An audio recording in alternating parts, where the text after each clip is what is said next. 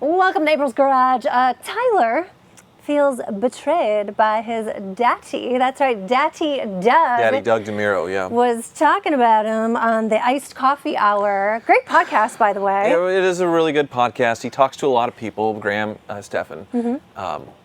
But he's very into cars, so he's covering a lot of car YouTubers, but then he'll go to Dave Ramsey, he gets amazing guests. I was on it once, right after doing, I think, Barrett Jackson, Las Vegas. Right, during the middle of Barrett Jackson. I was fried, and I was not a very good guest. Yeah, you were. You were great. I was not very good. I didn't explain myself and business history and the family business stuff very well with it, but anyway, people watched it and made their own opinions. But now I'm on it again, sort of, because, they started talking about me, the Iced Coffee guys and Daddy Doug. It's cute because, usually girls just gossip about each other, and now they're doing it. It's like girls gossiping, except they're recording it and then posting it on YouTube. And hello, I'm going to watch this. So anyway, if you haven't seen it, here's the clip itself. Yeah. I'm worried about Freddie. Do you worry about Freddie? Every now and then, before I go to bed, primarily talking about I wonder how Tavares he's and doing. his big spin on this P1. P1.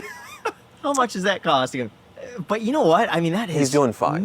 I don't want to say it's made his channel, but over the last year, it's constantly #1 trending. That's what I'm talking about. He's doing fine. Right. His videos do fantastic. All of them. They all make horrible decisions.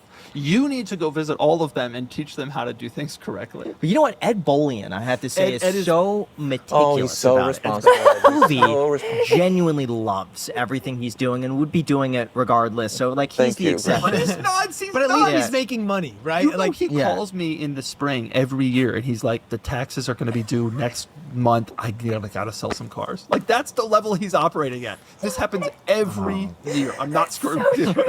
That's the level he's operating at. But he's a different mindset. I don't think he cares. For him, I don't think it's about money at all. I think he just genuinely, when he bought that Fisker Karma, I felt like that was just a moment where it's he's going to lose a ton of money on it. It was horrible. Sit there and watch his videos and worry about him.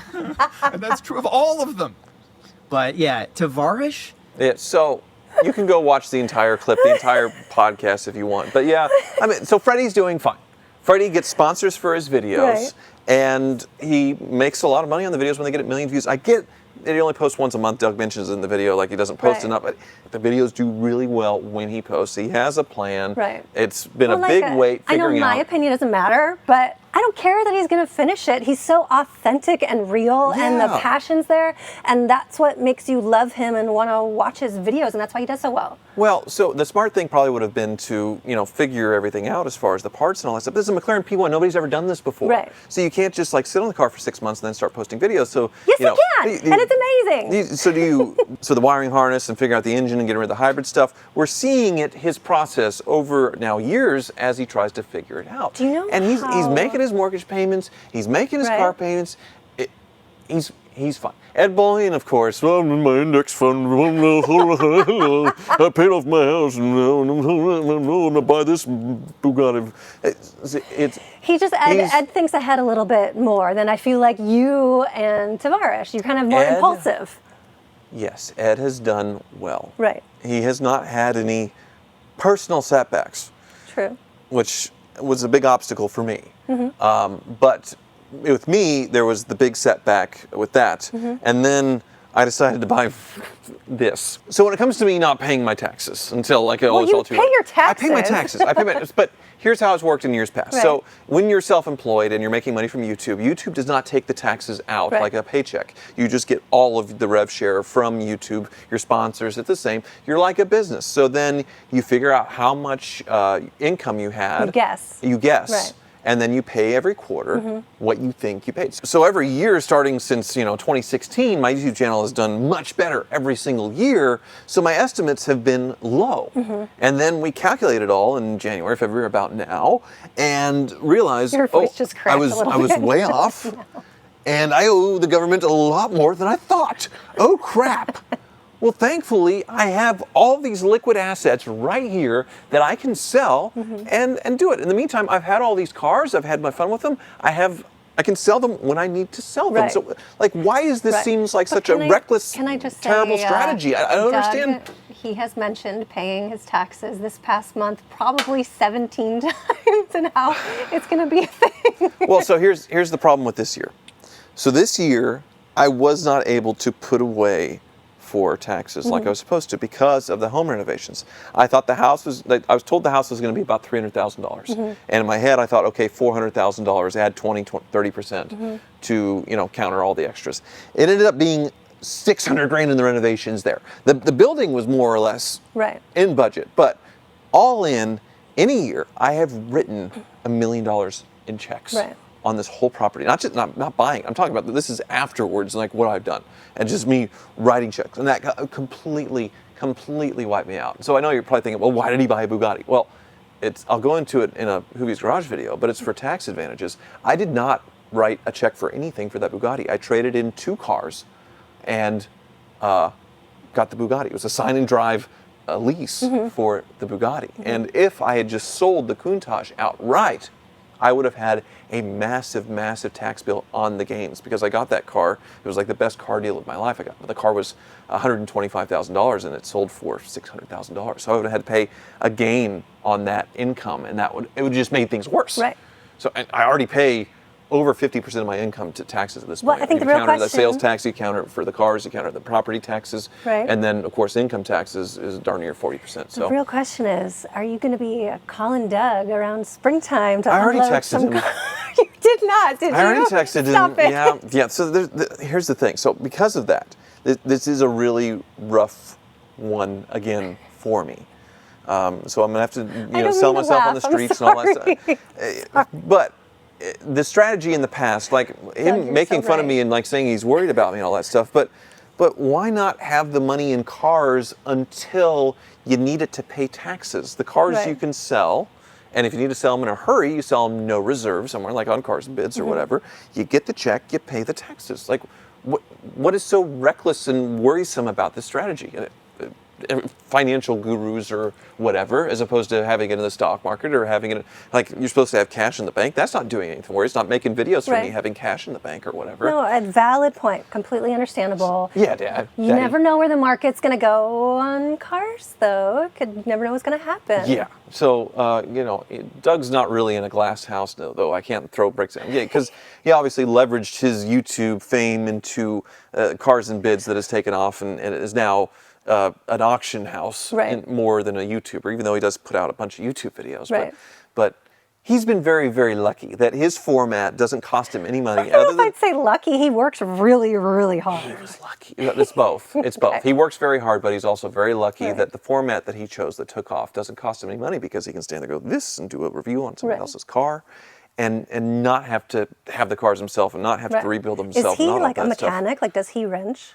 Like, could he do what you guys do? No. Like he just sent his Carrera GT off for like a major $30,000 service, which Well, like he's I don't saying think any of you guys would touch one of those. he made fun of me and my Bugatti being like the ultimate crazy, like ridiculous Volkswagen product to keep running, but he just did I think a $50,000 service on his Carrera GT, and now a year later he's spending another like $20,000 or $30,000. So the Carrera GT is not a cheap one either.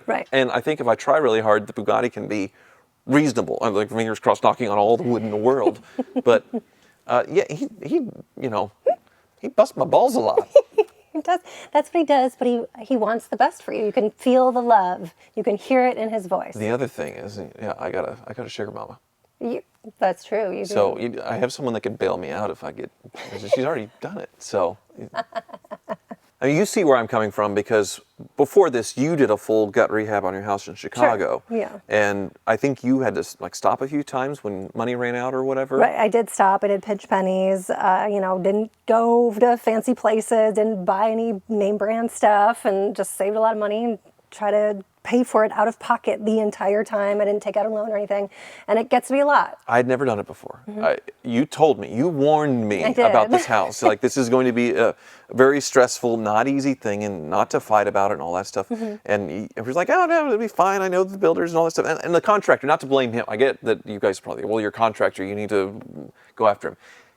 It's a totally custom thing what we were doing. We had architectural plans. He didn't bid it out beforehand. I worked with him in the past, and my family worked with him. So I just think he didn't realize the scope of the project. And I got to see the bills, the invoices for everything. Like the roof was a big surprise at almost $100,000 for the roof, and like weird things because it's sort of an industrial roof on there. That was the one thing that kind of made me sick. Where anything I think over for me personally, anything over $1,000, that's a surprise extra. You have to let your client know ahead of time. So that was a wild card. Right. I didn't see bids on things. Like the roof was something where it was totally custom, and the guy didn't want to bid it out before because he really didn't know, because it's a house built in the 1800s, and he didn't know when he starts peeling things back and all that stuff.